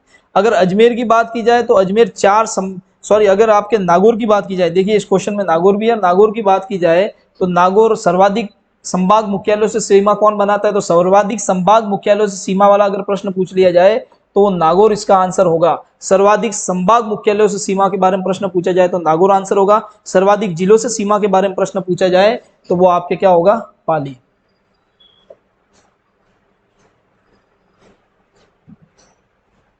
चलिए नेक्स्ट क्वेश्चन है आपके, नेक्स्ट क्वेश्चन, राजस्थान के सर्वाधिक निकट स्थित बंदरगाह कौन सा है। अगर इंडिया को देखें तो इंडिया में जैसे गुजरात अपने राजस्थान से सबसे नजदीक, तो आप देखो समुद्री तट कौन सा है, तो समुद्री तट राजस्थान से सबसे नजदीक में अगर आप देखोगे तो इस तरफ आप गुजरात जाओगे वहीं पर है समुद्री तट सबसे नजदीक। और गुजरात का जो बंदरगाह है वो इसमें से कौन सा है, आपके कांडला बंदरगाह है। तो राजस्थान की सर्वाधिक नजदीक जो बंदरगाह है वो कौन सा है, कांडला बंदरगाह। नेक्स्ट अगर आप देखोगे ये इसमें जैसे कांडला बंदरगाह के बारे में बात करूं तो राजस्थान के सर्वाधिक नजदीक में इस तरीके से यहाँ पर कांडला बंदरगाह, यानी राजस्थान का जो सबसे नजदीक समुद्री तट है वो गुजरात से ही है। आगे अगर आप इसमें देखो बांसवाड़ा जिले में सूर्य की किरणें सीधी किस दिन पड़ती है, तो वो अभी आगे ही हमने देखा था 21 जून को सूर्य की किरणें सीधी पड़ती है। बांसवाड़ा जिले से कर्क रेखा गुजरती है, और राजस्थान में सबसे ज्यादा कर्क रेखा जो गुजरती है, ठीक है, वो कर्क रेखा सबसे ज्यादा उसकी लंबाई कहाँ पर है, बांसवाड़ा में है। कर्क रेखा आपके राजस्थान में कहाँ से गुजरती है, बांसवाड़ा से गुजरती है। और सबसे ज्यादा कर्क रेखा कहाँ से गुजरती है, बांसवाड़ा से गुजरती है। 21 जून को राजस्थान में सबसे बड़ा दिन होता है, इसी 21 जून को अंतर्राष्ट्रीय योग दिवस मनाया जाता है, ठीक है, अंतर्राष्ट्रीय योग दिवस मनाया जाता है। और अंतर्राष्ट्रीय योग दिवस राजस्थान में सबसे पहले कहाँ मनाया गया था, राजस्थान में सबसे पहले अंतर्राष्ट्रीय योग दिवस का आयोजन किया गया था, वो अजमेर में किया गया था। अगर बात की जाए इंडिया में सबसे पहले योग दिवस का आयोजन कहाँ किया गया था, तो रांची झारखंड में। नेक्स्ट क्वेश्चन, राजस्थान के कुल कितने जिले ऐसे हैं जिनकी सीमा दूसरे राज्य से लगती है, ठीक है। तो राजस्थान के टोटल कितने ऐसे जिले हैं जिनकी सीमा दूसरे राज्य से लगती है, तो टोटल ऐसे जिले देखो, वैसे तो आपको पता है कि राजस्थान के टोटल कितने जिले, 25 जिले हैं जो इसकी राजस्थान की स्थलीय सीमा बनाते हैं। इसमें से 23 जिले ऐसे हैं जो दूसरे राज्यों से लगते हैं और 2 जिले ऐसे हैं जो सिर्फ और सिर्फ पाकिस्तान से लगते हैं, इंटरनेशनल बॉर्डर बनाते हैं। तो आपका आंसर इसमें 23 रहेगा। राजस्थान के 23 जिले ऐसे हैं जो दूसरे राज्यों से लगते हैं, ठीक है। अगर अब वापस बात की जाए, राजस्थान की टोटल ये 25 जिले हैं वो अंतर्राष्ट्रीय सीमा बनाते हैं, सॉरी स्थलीय सीमा बनाते हैं। वो स्थलीय सीमा कितनी बनाते हैं, ठीक है, तो वो टोटल आपके स्थलीय सीमा 5920 और अंतर्राष्ट्रीय सीमा बनाई जाएगी, वो अंतर्राष्ट्रीय सीमा कितनी, 1070 किलोमीटर, ठीक है। चलिए नेक्स्ट क्वेश्चन है हमारा, राजस्थान की स्थलीय सीमा कितने राज्यों से मिलती है। तो राजस्थान की स्थलीय सीमा कितने राज्यों से मिलती है, ठीक है। तो राजस्थान की स्थलीय सीमा अगर आप देखोगे तो सबसे पहले आपको बताया था ऊपर पंजाब, उसके बाद पंजाब से अगर आगे आप जाओगे तो क्या था, हरियाणा, ठीक है। उसके बाद अगर आप हरियाणा से आगे जाओगे तो क्या था, यूपी, यूपी से आगे जाओगे तो क्या था, एमपी, एमपी से आगे जाओगे तो क्या था, गुजरात, और गुजरात से आगे जाओगे तो क्या था, पाकिस्तान, और पाकिस्तान से वापस आगे जाओगे तो क्या था, पंजाब। इस प्रकार पूरा राजस्थान है इस तरीके से घिरा हुआ, एक तरफ तो इंटरनेशनल बॉर्डर पाकिस्तान से बनाता हुआ और अंतर्राज्यीय सीमा पंजाब, हरियाणा, यूपी, एमपी और गुजरात से बनाता हुआ। तो टोटल कितने राज्य, 1 2 3 4 और 5 राज्य हैं। आंसर क्या रहेगा इसका, 5 ही आंसर रहेगा। 5 राज्यों के साथ राजस्थान अंतर्राष्ट्रीय सीमा बनाता है, ठीक है। नेक्स्ट आप किसका क्वेश्चन देखिए, हाँ ये अच्छे क्वेश्चन है, इसमें थोड़ा सा आपका पूरा और भी डाटा मैंने लाया है, उस डाटा से आपकी ये पूरा टॉपिक क्लियर हो जाएगा कि भाई इस जो आकृति वाले इसमें संबंधित है, निम्न में से धनुष आकृति का, धनुष आकार का जिला कौन सा है। तो उससे पहले आप देखिए कि धनुष आकार के जिले से संबंधित क्या है डाटा, जिला आपको बताना है वो धनुष आकृति का जिला कौन सा। उससे पहले आप देखिए कि राजस्थान से संबंधित कौन कौन से जिलों की आकृति कौन कौन सी है, ठीक है। तो अगर हम इसमें देखेंगे, सबसे पहले अगर आप देखोगे कि भाई जिलों के आकार में, ठीक है, तो अलग अलग आकृति के इसमें सारे जिले दिए हुए हैं, ठीक है। तो अनियमित बहुभुज आकृति का अगर जिला क्या है, देखो अगर जैसलमेर को मैं देखता हूं, यहां पर अगर आप जैसलमेर को देखोगे तो जैसलमेर की जो आकृति है वो अनियमित बहुभुज आकार की, यानी अगर अनियमित बहुभुज आकार की बात की जाए तो वो कौन सा है, जैसलमेर। और इसी प्रकार अगर जालोर की बात की जाए तो जालोर की आकृति वेल के आकृति की बताई गई है कि भाई जैसे वेल होती है, उस वेल के आकृति, वेल मछली है उसके आकृति की जैसी किसकी आकृति है, तो जालोर की वेल मछली की आकृति बताई गई है, ठीक है। वेल मछली के समान आकृति है वो जालोर की बताई गई है। इसी प्रकार अगर आप आगे देखोगे तो उदयपुर के बारे में, ठीक है, तो उदयपुर को अगर हम देखें तो ऑस्ट्रेलिया के समान, ठीक है, ऑस्ट्रेलिया जो है अगर आप देखोगे तो ऑस्ट्रेलिया के समान ये उदयपुर ये ऐसे इस तरीके से है। और अगर आप ऑस्ट्रेलिया को देखोगे तो ऑस्ट्रेलिया भी आपके इसी तरीके से एक देश है, एक, ठीक है, देश भी है, ऑस्ट्रेलिया महाद्वीप भी है, ठीक है। तो ऑस्ट्रेलिया की अगर बात की जाए तो ऑस्ट्रेलिया को अगर मैं कहूँ कि भाई ऑस्ट्रेलिया की आकृति राजस्थान के किस जिले से मिलती है, राजस्थान के किस जिले की आकृति ऑस्ट्रेलिया से मिलती है, तो वो कौन सा है, उदयपुर। आगे अगर आप देखोगे कि तो मयूर के समान की आकृति, ठीक है, मोर के समान की आकृति। अब देखो यहाँ पर अगर आप देखोगे तो ये जोधपुर जो है उसके लिए कहा गया है कि भाई इसकी आकृति मोर के समान है, ठीक है, यानी ये इस तरीके से बैठा हुआ है, इसके ये पंख है, ठीक है। तो आप इसको देखो तो राजस्थान की आकृति किस तरह, जो जोधपुर की आकृति है वो कैसी है, मोर के समान की आकृति है। राजसमंद के बारे में कहा गया है कि भाई जो राजसमंद है उसकी आकृति कैसी है, तिलक के समान। तो किसी के जैसे तिलक करते हैं ना, किसी के जैसे तिलक लगा दिया ऐसे, तो तिलक के समान किसकी आकृति है, तो तिलक के समान आकृति आपके किसकी है, ये आपके राजसमंद की। आगे बात की जाए अजमेर की, तो अजमेर की आकृति त्रिभुज के जैसी, अगर आप इसको अजमेर को देखोगे तो ऐसे इसकी आकृति आ रही है, तो त्रिभुजाकार आकृति किसकी है, अजमेर की। आगे अगर आप देखें तो टोंक के बारे में बताया गया है, तो टोंक समचतुर्भुज, जैसे यहाँ से यहाँ से यहाँ से यहाँ से अगर इसको ऐसे इस तरीके से मिलाया जाए तो समचतुर्भुज या फिर पतंग के आकार की, तो ये पतंग भी बन जाती है ये, ठीक है। तो पतंग की आकृति है, समचतुर्भुज की आकृति किसकी है, वो टोंक की आकृति है। बात की जाती है धनुष की आकृति, तो देखिए दौसा को अगर मैं देखूं तो ऐसे, ये देखिए अगर यहाँ पर इसको ऐसे देखें तो ये धनुष की आकृति किसकी बन रही है, दौसा की। तो धनुषाकार आकृति किसकी है, दौसा की आकृति है, ठीक है। आगे अगर हम देखेंगे तो धौलपुर के बारे में देखें तो धौलपुर और करौली इन दोनों को साथ में देखना आप। धौलपुर और करौली को अगर साथ में देखें तो जैसे पानी में बतख तैर रहा हो उसके जैसी की आकृति है इसकी, ठीक है। ये बतख है, बतख का ये मुंह जैसा दिखाई दे रहा है, अब ये किस तरीके से दिखाई दे रहा है आप देख लीजिए, ठीक है। तो बतख के समान आकृति है वो किसकी है, धौलपुर की। अब बात की जाती है इल्ली के समान, ठीक है, इल्ली के समान, छोटी जैसे जो इल्ली होती है, इल्ली के समान की आकृति है, या फिर घोड़े की नाल की आकृति, ठीक है। इल्ली के समान की आकृति या घोड़े की नाल, ठीक है। तो घोड़े की नाल जैसे आपको पता है इस तरीके से एक घोड़े की नाल होती है, तो घोड़े की नाल के समान आकृति या इल्ली के समान आकृति किसकी है? चित्तौड़गढ़। चित्तौड़गढ़ के लिए दो बातें याद रखनी है, घोड़े की नाल के समान और इल्ली के समान की आकृति है, ठीक है। नेक्स्ट अगर आप देखोगे तो घोड़े की नाल जैसी आकृति, ठीक है, तो एक घोड़े की नाल जैसी आकृति है और आगे दे रखी है, ये इसी के लिए है, चित्तौड़गढ़ के लिए। तो घोड़े की नाल जैसी जो आकृति है वो किसके लिए दे रखी है? चित्तौड़गढ़ के लिए। अगर चित्तौड़गढ़ का ये हिस्सा देखूं तो घोड़े की नाल की आकृति का, और पूरे हिस्से को देख ले तो वो इल्ली के समान आकृति हो जाती है, ठीक है। चलिए इसके आगे नेक्स्ट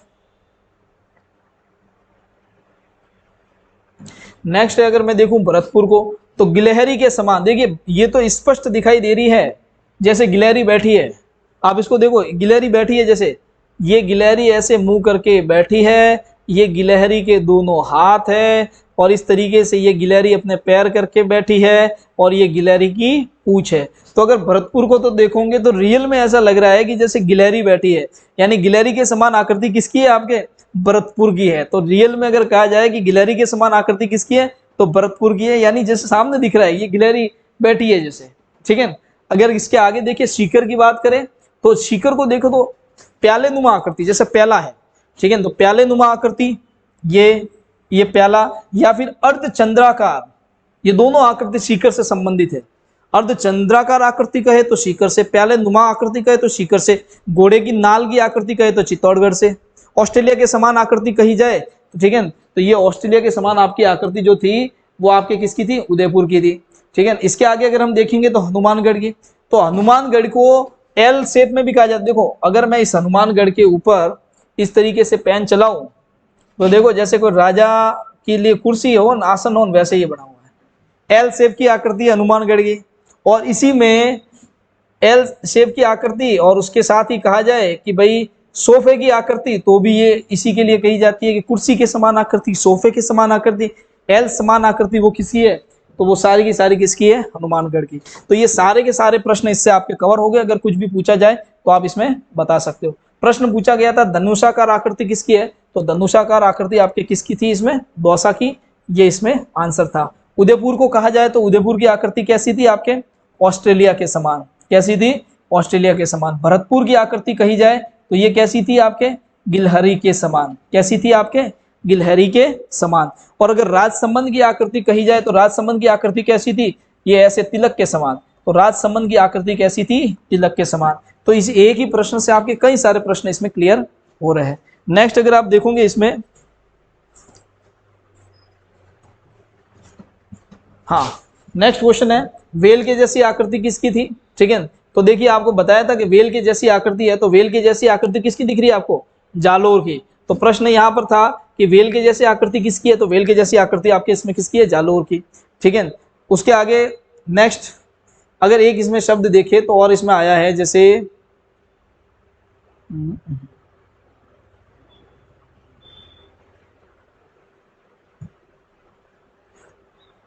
चलिए हाँ, अब देखिए नेक्स्ट क्वेश्चन था राजस्थान की सर्वाधिक लंबी सीमा किससे लगती है? तो प्रश्न इंपोर्टेंट है, राजस्थान की सर्वाधिक लंबी सीमा किस राज्य से लगती है? तो इसको हमने अभी पढ़ा था। सर्वाधिक लंबी सीमा किस राज्य से लगती है? मध्य प्रदेश से लगती है, और वो भी कितनी है? 1600 किलोमीटर। सर्वाधिक लंबी सीमा किससे लगती है? मध्य प्रदेश से 1600 किलोमीटर। सबसे कम सीमा किससे लगती है? पंजाब से। कितनी है? 89 किलोमीटर। कितनी है? 89 किलोमीटर। यहाँ पर 4 राज्य दिए हुए हैं, मध्य प्रदेश, गुजरात, पंजाब और हरियाणा। एक राज्य इसमें और है, और वो कौन सा है? उत्तर प्रदेश। यानी उत्तर प्रदेश से भी राजस्थान की सीमा लगती है। उत्तर प्रदेश से भी राजस्थान की सीमा लगती है। तो राजस्थान की उत्तर प्रदेश से सीमा कितनी लग रही है? कितने किलोमीटर सीमा लग रही है? एमपी से कितने किलोमीटर सीमा लग रही है? हरियाणा से कितने किलोमीटर सीमा लग रही है? ये सारी की सारी जानकारी हमको पता होनी चाहिए। अगर हम इसमें देखें ये डाटा एक्स्ट्रा ऐड करके, एक मध्य प्रदेश से राजस्थान की कितनी सीमा लगती है, तो वो 1600 किलोमीटर। ठीक है, और अगर पंजाब से कही जाए तो वो कितनी है आपके? 89 किलोमीटर। अगर इसी प्रकार आपके गुजरात से कही जाए तो 1022 किलोमीटर। 1022 किलोमीटर। और अगर ऐसा कैसा आपको हरियाणा के बारे में पूछा जाए, वैसे पूछा तो नहीं जाएगा इन राज्यों के बारे में, या तो पूछा जाता सबसे ज्यादा सीमा किससे लगती है या सबसे कम सीमा। ये 2 इंपोर्टेंट क्वेश्चन याद होने चाहिए। और अगर हरियाणा के बारे में पूछा जाए तो 1262 किलोमीटर। 1262 किलोमीटर आपके हरियाणा से सीमा लगती है। उत्तर प्रदेश से 877 किलोमीटर की सीमा लगती है, 877 किलोमीटर की सीमा लगती है। अगर इसी को क्रम में जमाने के बारे में अगर प्रश्न आ जाए तो आप ये पूरा डाटा आपको याद होना चाहिए। वैसे सबसे पहले क्रम में जमाने की बात की जाए तो सबसे पहले आपके आ जाएगा एमपी, ठीक है। उसके बाद अगर आप सेकंड नंबर पे देखोगे तो आपके आ जाएगा हरियाणा, और अगर उसके बाद आप देखोगे तो थर्ड नंबर पे आपके आ जाएगा गुजरात, ठीक है, और फोर्थ नंबर पे आ जाएगा यूपी, और 5 नंबर पे आ जाएगा आपके पंजाब, ठीक है। तो ये अगर आपको क्रम पूछा जाए कि भाई राजस्थान का, ठीक है, जो राजस्थान की जो राजस्थान अन्य राज्यों से सीमा बनाता है उसका क्रम बताइए, तो मध्य प्रदेश, हरियाणा, गुजरात, यूपी और पंजाब, ये इनसे सीमाएं बनाता है सबसे ज्यादा मध्य प्रदेश से, सेकंड नंबर पे हरियाणा से, थर्ड नंबर पे गुजरात से, फोर्थ नंबर पे आपके यूपी से, और उसके बाद सबसे अंतिम ये पंजाब से सीमा बनाता है।